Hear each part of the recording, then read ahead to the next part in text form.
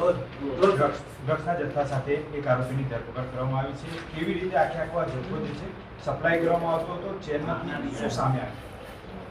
આપ બધાને ખબર છે કે ભારત સરકાર અને ગુજરાત સરકારની નાર્કોટિક્સ પ્રત્યે ઝીરો ટોલરન્સની નીતિ રહી છે અને દરેક પ્રકારનો જે ડ્રગ છે એના દૂષણથી આપણા દેશને કેવી રીતે દૂર રખાય એ બાબતે બધા ડિપાર્ટમેન્ટ્સ મળીને, બધી એજન્સીઓ મળીને એમાં કાર્યરત છે. આજ જે અમારું કામ છે એની પ્રક્રિયાના ભાગરૂપે અમે કન્ટિન્યુઅસલી નાર્કોટિક્સ માટે ઇન્ફોર્મેશન કલેક્ટ કરવાનો, ઇન્ફોર્મેશન શેર કરવાની, જાતેથી કેસ કરવાના આ બધી કામગીરી કરતા હોઈએ છીએ. આ દરમિયાન ગુજરાત એટીએસના ડીવાયએસપી શ્રી એસ એલ ચૌધરીને એક ઇન્ફોર્મેશન મળી હતી કે એક પરેશ પારસમલ જૈન નામનો માણસ છે જે હાલમાં પારડી વલસાડમાં રહી રહ્યો છે, પણ મૂળ સાદડી રાજસ્થાનનો રહેવાસી છે અને એક થોડાક સમયથી ટ્રામાડોલના જથ્થાની લેવેજ ઇલીગલી કરી રહ્યો છે. આ બાબતે ઇન્ફોર્મેશનને સિનિયર અધિકારીઓ જોડે શેર કરવામાં આવેલ.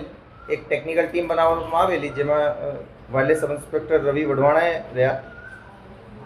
આ ઇન્ફોર્મેશનને ટેકનિકલી અને હ્યુમન ઇન્ટેલિજન્સ મારફતે ડેવલપ કરવામાં આવેલી અને પછી જાણવા મળેલ કે આ જે પરેશ પારસમલ જૈન છે આ એક પેઢી ન્યૂ મહાવીર મેડિકલ્સના નામથી ટેક્સી વગેરેના બિલ બનાવીને અને ખોટી દવાઓના બીજા કોઈ દવાઓના નામ લખીને એમાં ટ્રામાડોલનો ધંધો કરતો હતો.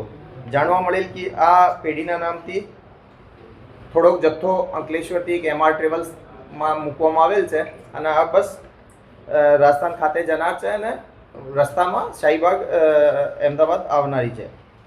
એક મોટી ટીમ બનાવવામાં આવેલી જેનો નેતૃત્વ એસપી કે સિદ્ધાર્થ કરતા હતા. સાથે સાથે એટીએસ તરફથી DYSP S L Chaudhary, PI DD Rahevar, PSI Manish Patel, AP Parmar, ML Solanki, બીજા બધા માણસો અને સાથે સાથે અમદાવાદ સિટી ક્રાઇમ બ્રાન્ચના અધિકારીઓ, કર્મચારીઓ અને અમદાવાદ એસઓજીના અધિકારીઓ, કર્મચારીઓ પણ આ ટીમમાં સાથે જોડાયેલા. એ સસ્પેક્ટેડ બસ હતી, એને ચેક કરવામાં આવેલી.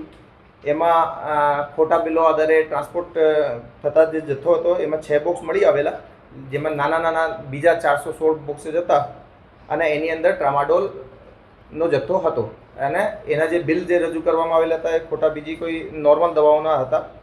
ટોટલ 2,08,000 ટેબ્લેટ રિકવર કરવામાં આવેલી છે.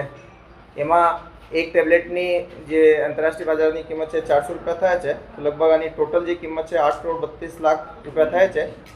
આ દરમિયાન જાણવા મળે કે જે શંકાસ્પદ જે આરોપી છે એ ઉદયપુર ભાગી ગયેલ છે. તો એક બીજી ટીમ જેમાં પીઆઈ VN વાઘેલા અને SR ચાવડા, આશીષ પટેલ અને માણસોની એક ટીમ બનાવવામાં આવેલી. એને તાત્કાલિક ટીમ ત્યાં જઈને ઉદયપુરના ગોગુંડા ખાતેથી એની અટક કરવામાં આવેલી. એનો રિમાન્ડ પણ લેવામાં આવેલો આરોપીનો. એના 7 દિવસ નામના રિમાન્ડ મળ્યા છે. આરોપીથી હાલ પ્રાથમિક પૂછપરછ ચાલુ કરી છે. તો હાલમાં સ્ટોકિસ્ટ તરીકેનો કામ મે મહિનાથી ચાલુ કરેલ છે. આ જે આરોપી છે પહેલાં કોડેન કફ સિરપના કેસમાં ઉત્તરાખંડના હરિદ્વાર અને મહારાષ્ટ્રના થાણે ખાતે ઓલરેડી પકડાઈ ગયેલ છે અને બેલ ઉપર છૂટ્યા પછી ફરીથી આ કામગીરી કરતો હતો. આ રીતે આ જે કેસ છે ડ્રગના દૂષણ વિરુદ્ધ અને ડ્રગ્સની જે પણ વેરાયટી હોય, હેરોઇન હોય, કોકેન હોય, મેથ હોય, MD હોય યા પછી ટ્રામાડોલ જેવા મેડિસિનલ યુઝમાં આવતી દવાઓ છે જેને નાર્કોટિક્સ તરીકે યુઝ કરે છે, એ બધી બાબતોને એ બધી ડ્રગ્સને સમાજમાં ના ફેલાય એને રોકવા માટેના અમારા પ્રયાસોનો એક ભાગરૂપ છે. આ એક ઇન્ટર એજન્સી કોર્ડિનેશનનો પણ સારો ઉદાહરણ છે. અમદાવાદ શહેરની એજન્સીઓ અને ATS સાથે મળીને આ કેસને પૂરો કરેલ છે.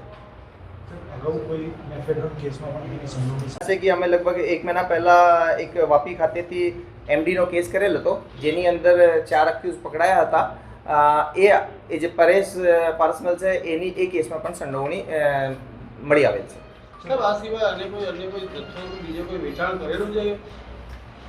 આપને હું કીધા કે એ કેસ અમે કાલે કરીને આના રિમાન્ડ લીધા છે.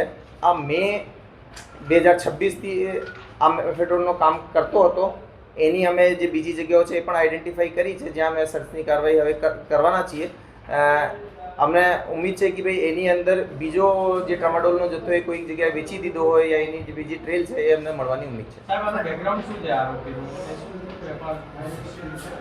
એ જનરલી આપણે જોઈ શકો છો કે એના લગીને 3 કેસ નાર્કોટિક્સમાં થઈ ગયા છે. તો એ નાનો મોટો મેડિસિનલ પર્પઝનો વેપાર કરતો હતો અને ધીરે ધીરે આ સાઈડમાં જતો રહ્યો છે.